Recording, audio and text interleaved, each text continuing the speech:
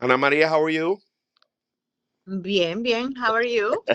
I'm doing well. I'm doing well. It's good to catch up. And now in this role you're in, Yes, I thought of you when I saw that Make the Road open that new center. Uh, I was there. oh, wonderful, wonderful. Well, they It was owe a lot. beautiful. They owe a lot to you in your service. Thank you so No, much. they do. They do. It's really the work of a lot of people. Yeah, well, you sacrificed a lot. I still remember your sign on 43rd Avenue and 49th Street Yep. by the old Ultimate Fitness. Yep. Yeah, Yep. I remember that. Um, Those were the days. Yeah. and I'm a beneficiary. I grew up in that community.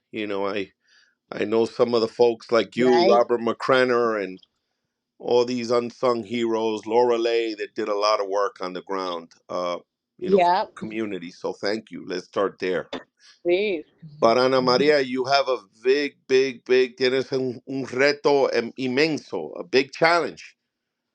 Um, It's and huge. and here's why. There is former Governor Cuomo, and according to all of the polls, there was an opinion piece written about the inevitability that he gets elected mayor if he were to decide to run. I don't have to tell you the history. You're now the co-executive director of the Working Families Party.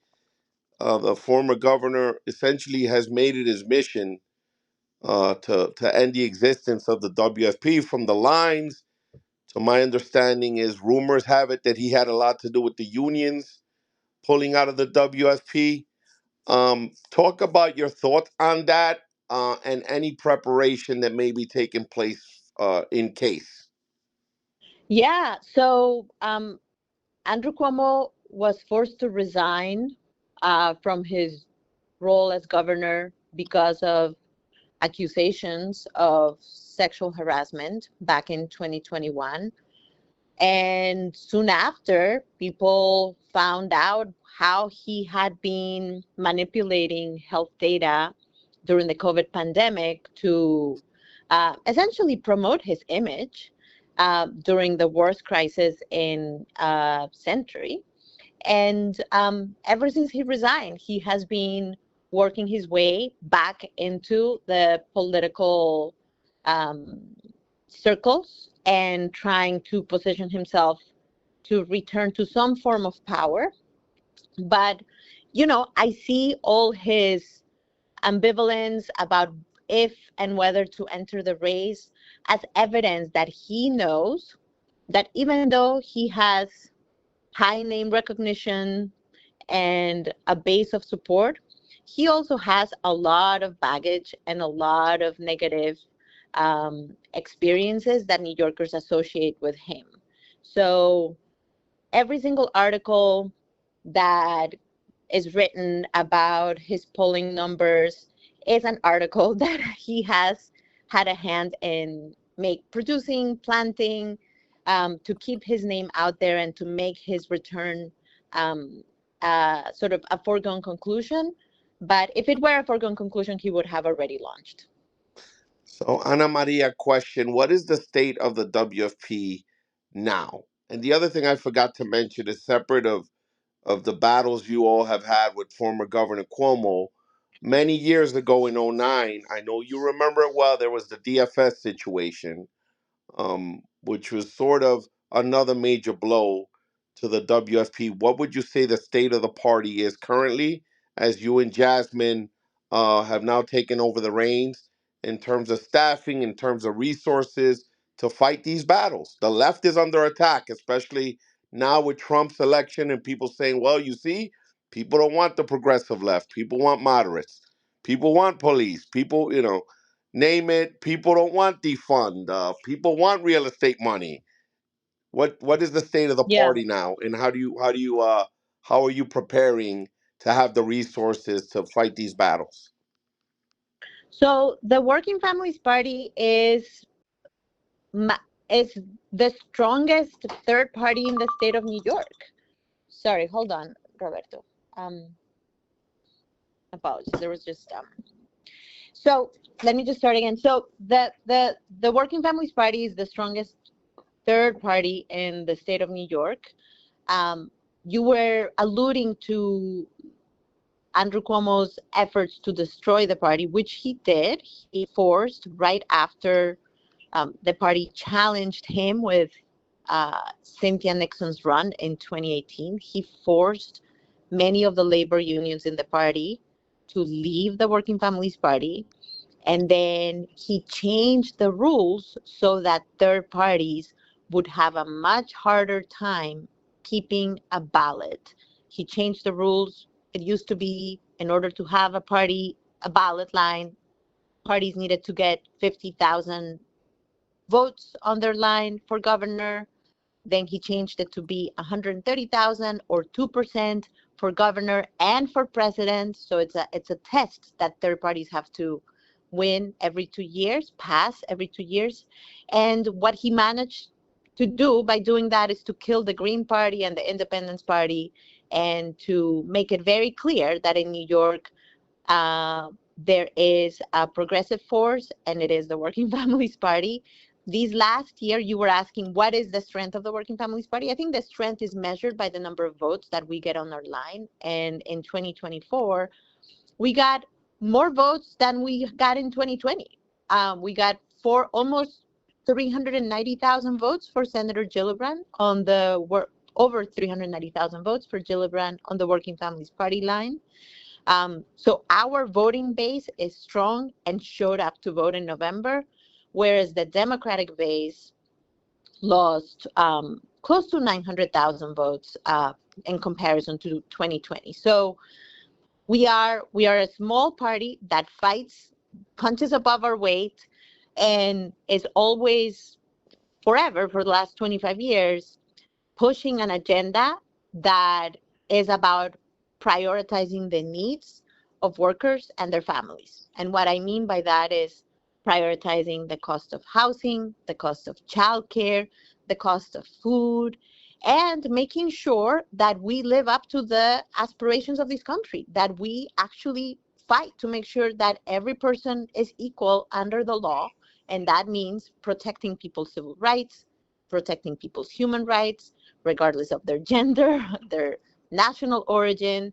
And those are our principles that guide our work. And we continue to be a place that New Yorkers continue to be a political expression of New Yorkers' insistence that our government stop doing the bidding of real estate and Wall Street and start doing the bidding of working families across the state. Ana Maria, Andrew Cuomo represents the forces. Andrew Cuomo very much represents the forces of Wall Street and large corporate healthcare providers and real estate. And, for people who want to understand, how did we get to a place where so many people can't afford the rent? Well, Andrew Cuomo was in charge of the state for almost 12 years. And then it was Hochul, who is sort of a continuation of the same. So it's that kind of governance that has gotten us here. We can do better. Ana Maria, how do you negotiate? And people said that if the left would have got it together, or progressives, Maya Wiley could have been mayor. The Diana Morales situation with her staff, there was some type of issues with staffing. No one could agree on a particular candidate, hence Mayor Eric Adams. How do you avoid something like that this time around where you have Azora Mamdani, who identifies as DSA, Brad Lander, who was a WFP candidate in '09. I remember when Brad got elected, he was part of the '09 wave. Um, well, there's a couple of other candidates that you could conceivably. Zona Myri ran as an anti-IDC candidate, sort of anti-establishment. How are you negotiating the? Let's Mhm. think about ranking each other. Are there conversations with the DSA, and how do you avoid, all these candidates cannibalizing each other and opening the door for a moderate or right of center candidate? Totally. So one of the things that is important to remember about the election in 2021 was that Eric Adams won by only 7,000 votes. He barely won.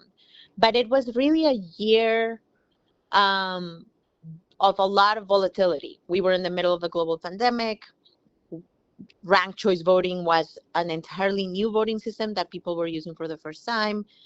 There was a lot of sort of high expectations around police accountability and also backlash to the uprisings of 2020. And all of that made the environment a very difficult environment. And it was an open seat. So there were 12 candidates, several progressives.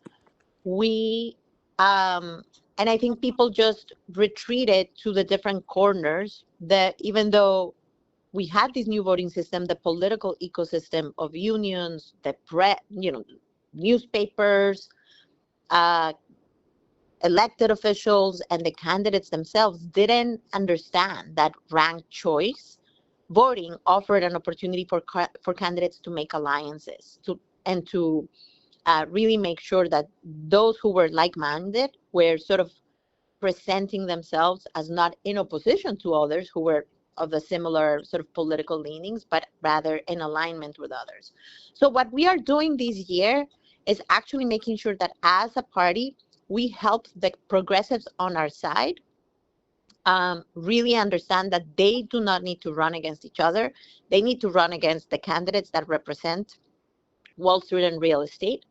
And right now, those candidates are Eric Adams and probably Andrew Cuomo and a few others, but those are the main. And so the candidates on our side need to engage in a way that doesn't create a dynamic of a progressive primary within the primary, but rather understand that they win. They only stand a chance to win if they run together instead of running against each other. And we are helping make sure that that's what we're doing. What's the relationship between the WFP and the DSA? Well, DSA is an independent organization. They are not, the Working Families Party is a coalition of organizations, labor unions and community organizations. DSA as an organization is not affiliated with the Working Families Party. So they're not technically sort of within the structure of our coalition. DSA is a political force that really has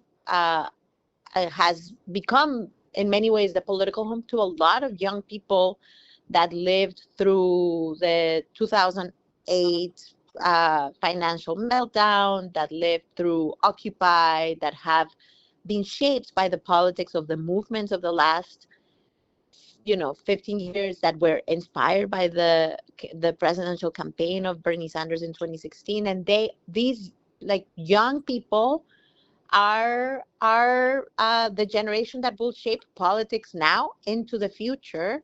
And so we engage with DSA in a respectful way. We and recognize the power that they have to mobilize uh, troops of volunteers and to really push for an agenda that centers like people who are like sort of stuck in the cross pressures of our economy.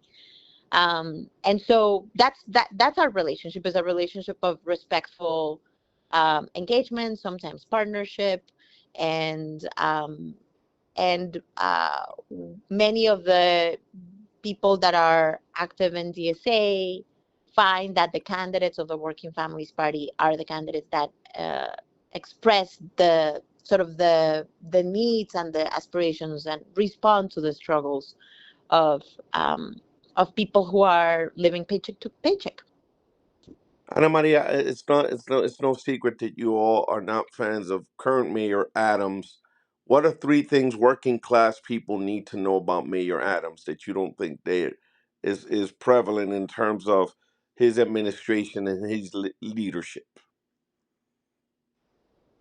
Well, I would say Mayor Adams right now is really showing who he fundamentally cares about.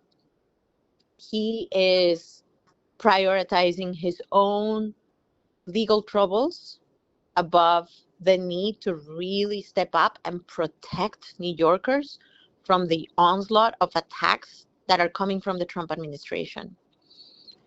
And I think that's important to understand, because what has gotten Mayor Adams to be in so much trouble, so much legal trouble, so much political trouble, is precisely that he has prioritized himself and his friends as mayor.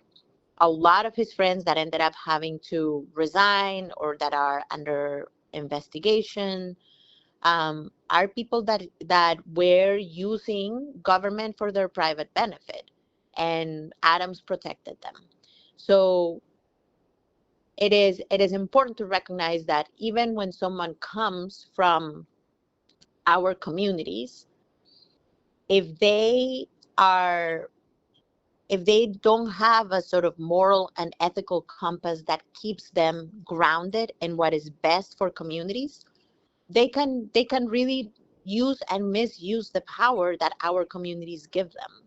So that's one thing. I would say in under Adams, people in New York have experienced just a lot of chaos. He has managed the budget in a way that has really thrown people into, like, people's daily life into disarray. When he cut school funding, when he cut libraries, when he cut so many of the sort of essential services, the people that were most impacted were working class New Yorkers. Those like access to HRA services are not really like a thing of concern for people that live in the Upper East Side. But he didn't cut the services for the people in the Upper East Side. He cut the services for the people that most need our local government to function well. And and finally, I would say Eric Adams has really uh, made the choice to buddy up to a whole class of tech billionaires and millionaires that are right now the people that are taking over our federal government. The crypto sort of the crypto bros that he likes to hang out with are sort of the same kind of people that are right now around Trump and propping up Elon Musk and allowing a really, really dangerous thing to be happening right now when Elon Musk is, taking over federal agencies and looking into people's social security numbers and doing things that are just so unthinkable. And and it comes from, like, those folks think that they are above it all. They think they're above government. They think they're superior to everybody. They think they're smarter than everybody. And Adam seems to like to associate himself with those folks instead of keeping grounded to in the communities and in the stories of people who need government to function well for working class people, not just for the rich. Can you name anything positive Mayor Adams has done? Any policies that you do agree with in I terms of actually think fairness, that right? he has, yeah, yeah, yeah. Um, I think he has done some of some of the ways that the Adams administration tried to respond to what was a very challenging reality of thousands and thousands of migrants arriving in sort of a very short period of time. Some of the things that they did were good, figuring out how to scale up the shelter infrastructure, figuring out how to help people have some basic access to food and basic access to a phone so that they could communicate. Those things are good. But at the same time that people in his administration were doing that, he was communicating um, so much animosity towards migrants that it sort of his efforts got obscured, quite frankly, and hidden under the his rhetoric. And I think that has been a lot of, like, his Achilles heel. He has, at the same time that he has tried to really make, he has, like, tried to figure out how to address public safety he has also promoted a lot of fear. So even if you can look at the numbers and say, the city has less crime, his rhetoric has made it like has amplified the sense that the city is actually more dangerous. So I feel, sad actually by the way in which his own rhetoric has clouded the ways that government has actually worked. It's a self-inflicted wound, quite frankly. Ana Maria, someone like yourself who has done so much work on immigration, you ran for lieutenant governor. You're now in charge of one of the largest parties in the city, in the state, and also has a national presence. Um, your work nationally around immigration. Any dialogue between you and the administration based on your expertise The on managing Trump is what I'm saying. On managing Trump and some of these egregious policies that he has coming out of Washington. You're asking me if I'm having dialogue with the If city there's administration? been any, no, no, I'm just saying any No. olive Oh, branch, right? Offer to help, back and forth. What are your thoughts? Putting whatever differences aside is what I'm saying. I think that this is a moment that requires putting all kinds of differences aside and making sure that we protect our democracy and that we make sure that we don't allow sort of the rules of tyranny to just become normalized. And I would we work very, very closely with elected officials in the city and state level, to strategize about how to protect communities that are under attack and to how to deliver, you know, new improvements in people's lives. We are we convene state elected officials on a weekly basis, and 40 to 50 offices show up on a weekly basis to strategize about what we can do in Albany. And I would say that is our most sort of effective and well, you know, high functioning part of our work with elected officials. Helping our electeds govern is part of what we do. And we work closely with the public advocate, we work closely with the comptroller, we work closely with some members of Congress when the moment requires it, and are always ready to provide advice and support to anyone who wants to make sure that the people of New York City are safe and are living lives of dignity and respect. Ana Maria, you all are trying to prepare for a sort of alternative to the current mayor and alternative potentially to the former governor if he decides he wants to run. Is there the same sentiment with Governor Hochul? You said that she's sort of been a carryover, a continuation of former Governor Cuomo. Governor Hochul has essentially continued the same approach as ex-governor Cuomo, and you can see a similar approach, a similar set of priorities. So we have worked hard to push her to offer ideas in public campaigns to advance solutions that address the housing affordability crisis, that address the childcare affordability crisis. This year, we're pushing to pass the Working Families Tax Credit, which would put money in people's pockets immediately, people with children.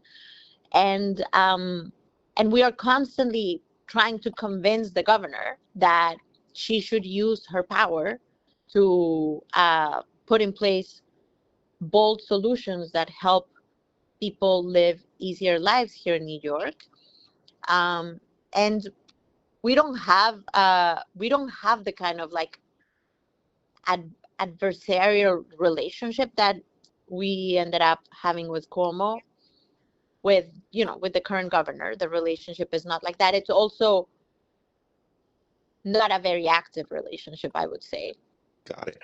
She has a lot of work to do to regain and rebuild the trust of New Yorkers, and she should be using this year's budget and this year's legislative session to deliver on some core issues, like making sure that people can afford the rent, like making sure that people have a way to afford childcare, making sure that people have some relief from the cost of everything, and actually showing that she will not just cow down to a tyrant, but actually will stand up and uh, protect New Yorkers from the abuses of the Trump regime. Ana Maria, what's the WFP's stance on City of Yes? Were you supporters? You know, we didn't actually take a stance, partly because within our coalition and within our electeds, there was some, just like people were a little bit all over the place. We actually, think changing zoning laws to ensure higher density is definitely a necessary thing.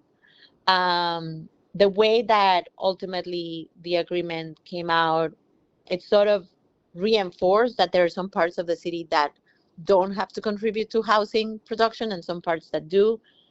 And, at the end of the day, it seemed like it was the progressives and the city council that uh, that helped make City of Yes a reality. But, we have to actually make sure that people can afford the rent. And that means really working to make sure that the Rent Guidelines Board is not just dominated by the forces that represent corporate landlords. It's also making sure that we provide subsidies for people who can't afford the rent. It's much, much more effective and efficient to make sure that people stay in their homes than to try to provide shelter to families who are unhoused. So we hope that more will be done on that front. And we, Mayor Adams unfortunately sort of declined to be a partner in the provision of housing subsidies. In fact, he blocked them for people who need it the most. So, he has time. He's still the mayor. He could always turn it around, and so could the governor. There's always time. And New Yorkers are, right now just not paying that much attention to the mayoral election, but in a month that will change. And so we hope that creates an incentive to actually use the levers of government in service of working class people. Thoughts on Mayor Adams' proposal for this legislative agenda for the income tax and working class folks and cutting that? Or have you not sort of looked at it closely enough? We so we think that the way to it's important to actually ask the rich to pay their fair share. New York has the highest concentration of billionaires in the whole country. When I was running for lieutenant governor 2 years ago, a little bit over 2 years ago, there were 128 billionaires that resided in the state of New York. And together they had gained $220 billion in new wealth in the first 2 years of the pandemic. This is on top of whatever they already had. And that was more than the whole state budget that year. So we just have uber extraordinary rich people living in New York who are not really being asked to contribute their fair share. So I think any tax reform has to start there. There are people who are real tax experts who understand the fiscal impact of different tax policies, who are really skeptical about doing sort of a tax cut of payroll taxes or sort of like a broad reduction of the revenue, uh, because that ends up actually taking out a lot of resources from the public coffers. And so starting there seems actually wrong-headed, because it just takes money away from the common good, from the public good. And so I think the place to start is taxing the rich. And Ana then we Maria, can think about how to create, so how to provide tax relief for people. But it's not, for me, it's sort of backwards to start by taking money out of the coffers without actually asking the richest to contribute. Ana Maria, last question.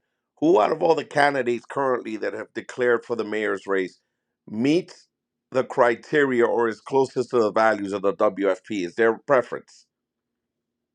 Well, I'll take this moment to explain what the Working Families Party is going to do. So we are going to endorse a slate of candidates, a group of candidates, as a step one. First step will be identifying 3 or 4 or 5 working families champions who meet the basic sort of requirements, that they have real solutions to address the affordability crisis, that they have a vision of how to provide a holistic vision for how to provide public safety, and that they are ready to stand up to Trump and protect people from the abuses of the Trump regime. Those 3 things are baselines.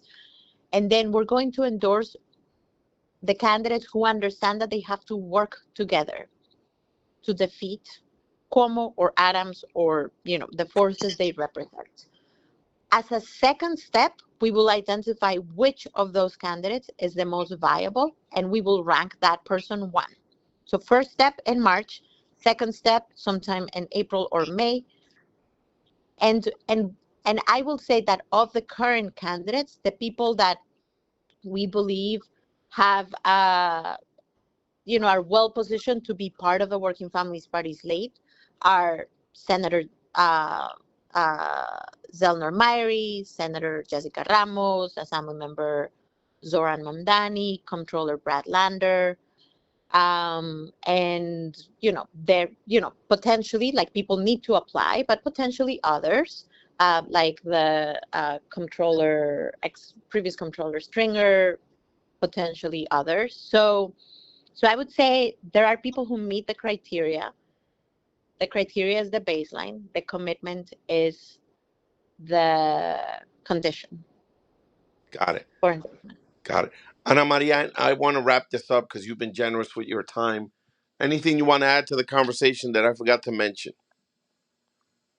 No, I would say that this year, I want to just pause for a moment and recognize how overwhelming this moment is, how terrifying this moment is, especially for immigrant communities, for Latino communities that are directly experiencing the wrath and the attacks of the Trump regime, for transgender communities. And I know that this moment is overwhelming. And I am filled with gratitude for the people that are taking action, that are pushing their senators, their members of Congress, governors across the country to stand up, to show some fight, and to actually use their power. And I will say that the mayoral election in New York is the first big election after Trump's victory. And it is an election that will have tremendous significance. New York City is the largest city in the country, and it needs to be a place that people that guides the rest of the country on how to stand up to a tyrant. And for people who are feeling worried about and want to know what is a good way to use their energy, I would say get involved in the local elections happening here in New York City, because New York City matters tremendously in this moment. And anyone who wants to know what the Working Families Party is doing is welcome to join us. You can go to workingfamilies.org and say become a member, or text text us there, and we will engage you. And every single person has a role to play in making sure that we don't lose our country and our future to a tyrant, and that we make New York the light in the darkness right now. Ana Maria, thank you so much. And I also want to make sure I mention your co-executive director, Jasmine Gripper, who's an old friend, and we fought many battles for education funding when she was at AQE, and she's another champion of working class folks and working families and those that don't. She's the better half of the Oh yeah, co-director. she is tough. She's tough. So I want to make sure I mention her. And again, Ana Yes. Maria, thank you so much. Enjoy the rest of your day and all the best to you. Thank you. All right. All the best Continue to you. Bye. success. Bye bye.